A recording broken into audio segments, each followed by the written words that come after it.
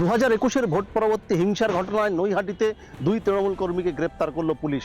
তাদের বিরুদ্ধে মূলত অভিযোগ, অর্থাৎ এলাকায় তারা বিভিন্নভাবে হুমকি দিতেন, ভয় দেখাতেন, এমনকি বৃদ্ধ ব্যক্তিকে মাথায় বন্দুক ঠেকিয়ে তার পরিবারের খোঁজ চালিয়েছিলেন।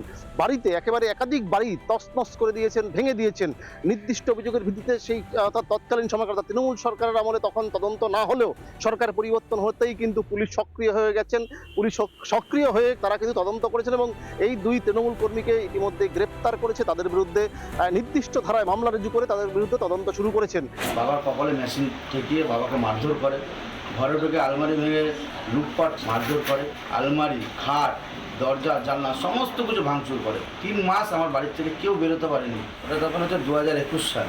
2021 সালে যখন রেজাল্ট বেরোয়, ভোটের রেজাল্ট বেরোয়, ভাঙচুর করেছে পাপাই ও সুমিত সরকার, বাপি দাস, যাদব গৌতম নাথ, কিডনি জামাই, আচ্ছা মতিয়ার, উত্তম, এরা আরও অনেকে, রকি, এরা সব তৃণমূলের সন্ত্রাস বাহিনী। এরা সবসময় সন্ত্রাস করতো।